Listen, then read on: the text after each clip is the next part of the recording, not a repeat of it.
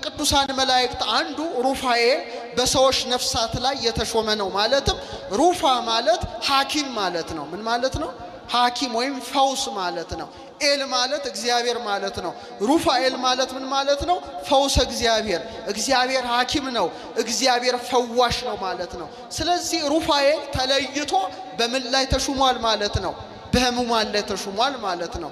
ስለዚህ ብዙ ህሙማን ሩፋኤልን ብትማጸኑት ይፈውሳቸዋል። መጽሐፈ ጦቢትን እንደምታነቡት አይን ሲያበራ አስማንዲዮስ የሚባለውን ጋኔን ሲያስወጣ ከሳራ ታያላችሁ። ስለዚህ ሩፋኤል ተለይቶ በሰው ቁስል ላይ ነው የተሾመው።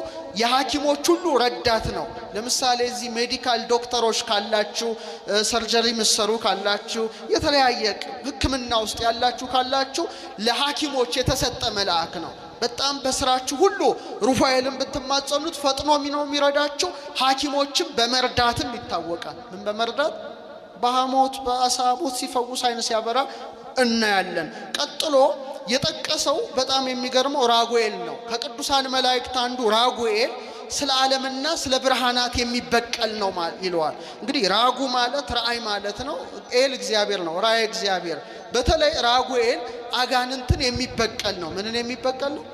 ዲያብሎስና አጋንንትን የሚበቀል ነው። እስመ ለሊሁ ሰይጣን ይትመሰል ከመ መልአከ ብርሃን፣ ራሱ የብርሃን መልአክ እስኪመስል ድረስ ይለውጣል። ስለዚህ በአጋንንት አሽከላ የወደቁ የተያዙ ሰዎች መልካ ራጉኤልን ቢጸልዩ፣ ድርሳነ ራጉኤልን ቢጸልዩ ከዚህ ህመማቸው ሊፈውሳቸው ማን ተሹሟል ማለት ነው? ራጉኤል ተሹሟል ማለት ነው። እና የጥንት አባቶቻችን በተለይ በክፉ መናፍስት የተያዙትን ሰዎች ድርሳነ ራጉኤልን በመጸለይ መልካ ራጉኤልን በመጸለይ ሲፈውሱ ብዙ ታሪክ እናውቃለን። ስለዚህ ራጉኤል በዚያ ላይ ተሹሟል። ቀጥሎ የጠቀሰው ለሰው በሚያደርገው በጎነት ላይ ለህዝቡ ታዛዥ ነውና ከቅዱሳን መላእክት አንዱ ሚካኤል ነው ይላል። ማን ነው?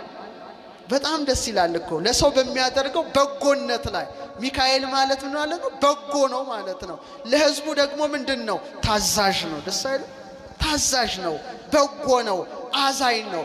ስለዚህ ከቅዱሳን መላእክት አንዱ ማን ነው? ሚካኤል ነው ይላል። በጣም የሚገርም ነው። ሰላም ለዝክረ ስምከ ምስለ ስመ ልዑል ዘተሳተፈ ወልደ ያሬድ ሄኖክ በከመ ጸሐፈ።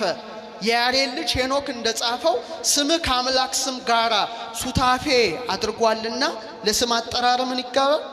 ሰላምታ ይገባል። ከልዑል ስም ጋራ። ከማን ስም ጋራ? ድገሙት። ከማን ስም ጋራ? ምክንያቱም ልዑል በጌትነት በኖረ ጊዜ ለቅዱሳን የገለጠው የመሐላ ራስ የሚሆን የክስቤል የስሙ ቁጥሪ ነው ስላለ በእውነት ልዑልን ስለ ልዑልን የሚገልጽ መልአክ ማን ነው? ማን ነው ማለት ነው? ሚካኤል ነው። በረከቱ ይደርብን። ከዛ ይቀጥላል። እንደውም ትንሽ ላንሳላችሁና ወደ ቅዱስ ሚካኤል እንመጣለን።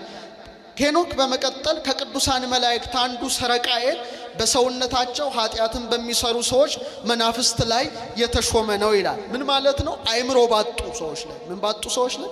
አይምሮ ባጡ ሰዎች ላይ። ለምሳሌ ልጆቻችሁ በዚህ ህመም ቢጠቁ፣ አሁን ብዙ ህፃናት ብዙ በጣም አይምሮአቸውን ያጡ ኦቲስቲክ የሆኑ መናገር የማይችሉ ወላጅ የሚጨነቅባቸው ብዙ ልጆች አሉ። ተመልከቱ፣ በጣም ብዙ ልጆች ቤት ይቁጠረው። በተለይ ኢትዮጵያ ትንሽ ነው እንጂ ውጭ ሀገር ብትሄዱ በጣም ታዝናላችሁ። ቢያንስ እንደው 4 ልጆች ቢኖሩ 2ቱ በእንዲህ አይነት ህፃናት የተጠቁ ናቸው። እና እነዚህን ሁሉ ሊፈውስ የተሾመ መልአክ ማን ነው ይላል?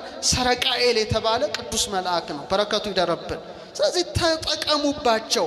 እኛ አለማወቅ ነው እንጂ ኦርቶዶክሳውያን እያንዳንዱ ቅዱስ የተሰጠው የራሱ ጸጋ አለው። አንዱ በአንዱ ጸጋ ውስጥ አይገባም። እኛ ዝም ብለን ምንማጸነውንም ምትለምኑትንም አታውቁም እንዳለ እንጂ አይን ላይ የተሾሙ አሉ። አይን ብቻ ሊፈውሱ